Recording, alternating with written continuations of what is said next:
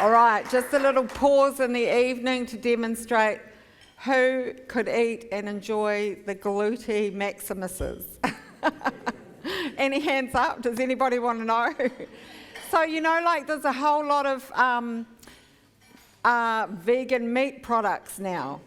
Like you can get, like we had lunch yesterday, Deborah bought a vegan mince and cheese pie. We had, there's just amazing savouries and mince. Coupland's doing a whole range. Yeah, well, most of them have got a gluten base to them because you can't actually achieve a meaty option without gluten.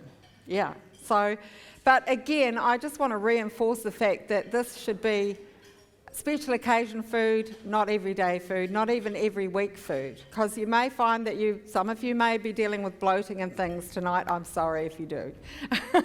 See how your digestion goes. For some people, they sail through with no problem. If you're mildly gluten intolerant, chances are your tummy will blow up. You'll be gassy tonight. Anyway, I just want to say the one thing with gluten is, when it's in its, you know where it comes from, don't you? It comes out of the grain. So when it's in its whole form in the grain, wrapped up the way God made it, it's very good for us. Gluten actually is very high in tryptophan, which is one of our good brain neurotransmitters. So we need gluten in our diet, but it's just the way we have it. So it's okay if you can manage a little bit. Right, now that I've said all that, I'm going to show you how to do it quickly. So this is a very easy recipe, and for those of you who like marmite, the base for gluten steaks is marmite. And in fact, a very generous tablespoon, or I would say a couple of tablespoons of marmite. So we're going to do a generous. So basically 1.5 jars of this did all the gluten that you guys have eaten tonight. Yeah, so that's not too bad, is it? So to melt that down, I'm going to do 2 cups of boiling water. So I'll just do 1 to make it easy for a start, and make sure you can see what I'm doing. This is pretty easy. So it just whisks up nicely in here with a whisk. Oops, I did have some gloves, so I'm going to put them on.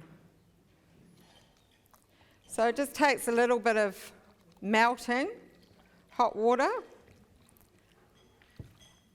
I'm just going to pop my gloves on because I'm sure they'll come in handy in a few minutes. And just for food service, I hope they're the right size. Okay, so we're starting with 4 cups of hot water and a generous big tablespoon or 2 level tablespoons of marmite. It's easy just to do a big generous one, dollop in the middle, whisk away. So I'm just going to put the second 2 cups in now. Okay. There we go. Simple. And to that, I'm adding some sweet basil. The other one has sage in it. I haven't got a recipe here that I'm looking at. Okay, so in here, the sage. And then I'm going to add a generous dessert spoon, or I'm not sure what the recipe says. What does it say for garlic powder? Well, let's be generous, okay? You can modify. I'm always modifying off the recipe. You can never have enough garlic. You can, if you like, put fresh garlic in, but it mixes in a bit better. All right, so that's our sloshy mix. And now the next mission is to get the gluten flour on board. So I just buy this at Bin Inn, and I noticed that they used to have it in the bulk bins, and now they've only got it in bags. So I don't know whether supplies are going down, because some things are getting harder to get. Has anybody noticed? Yeah. The other thing I noticed was moringa. Who uses the moringa tofu? And that's just on shelves in the supermarket. Can't get that anymore either. But there are some good options. But I like the moringa one for desserts. It's not as tofu-y, so you can get away with a nice cheesecake with the... Okay, so here we go. So it's just kind of drizzle in, but you can get away with the first 2 cups without too much stress. It's all in the way you hold your tongue. So whisk, whisk, whisk, just keep whisking and pouring, whisking and pouring. And now I'm going to, what does my recipe say? Does it say 3.5 cups or 4?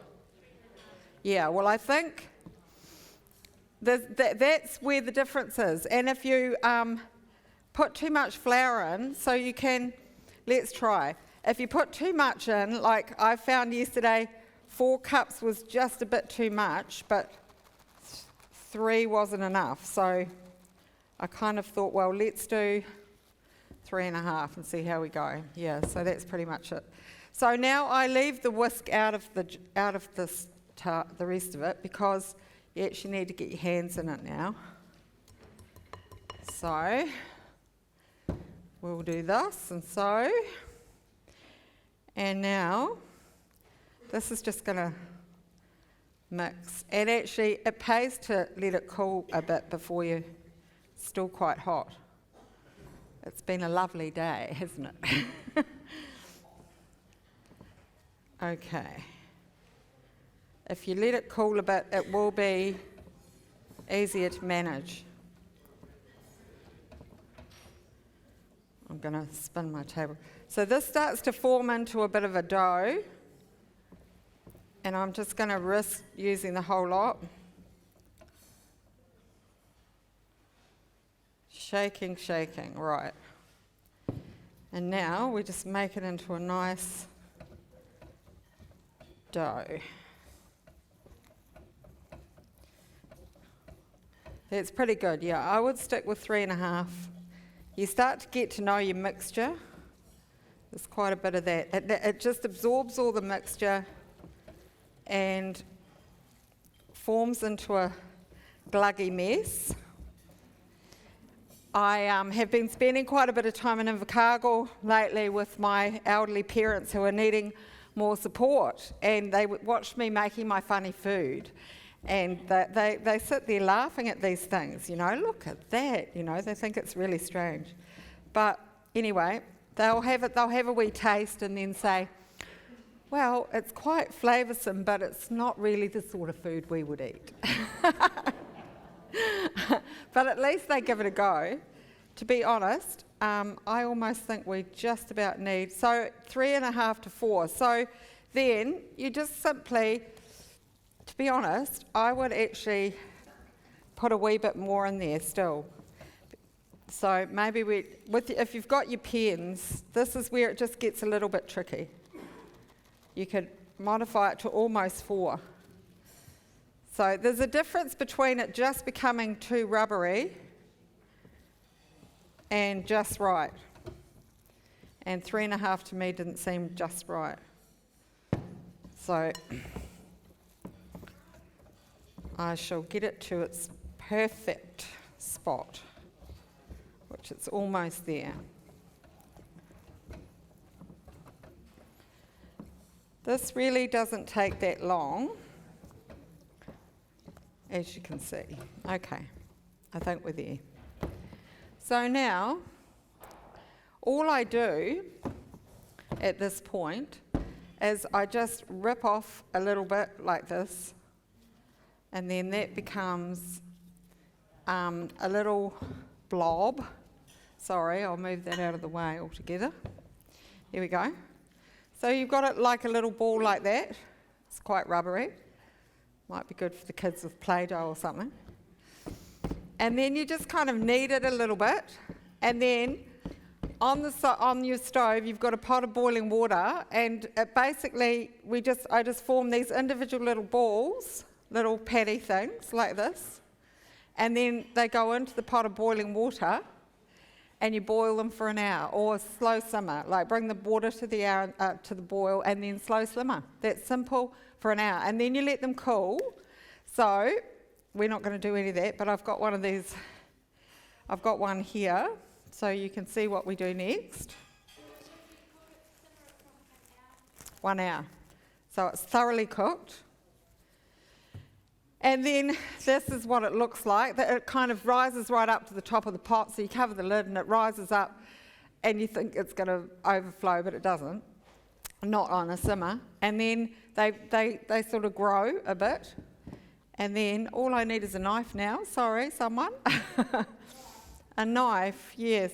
So we just slice this in half if someone's going to. Sorry, one thing I forgot. Then I'm going to put the pan. Oh, I think I need a sharp knife. Thank you for that. That's a good try. Thank you, Gord. Just a little bit sharper. We always forget something, don't we?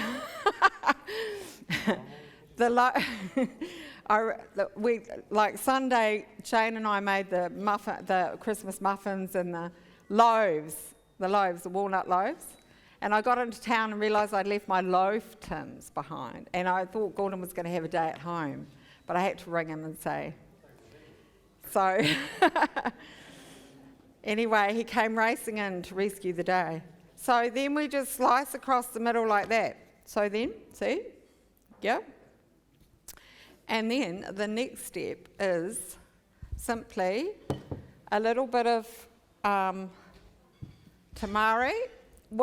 It can be watered down a little bit. So we're saying 80-20 tamari or soy sauce. We like tamari because it reads better. And it's it's wheat free, but the gluten's not. So probably won't make much difference. So a little bit of tamari and a little bit of water, which is all I'm doing tonight because I'm only demonstrating 2. And then you just stick them in for not very long.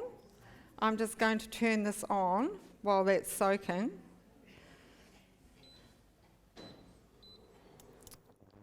And we'll put a little bit of oil in the pan, just a little bit.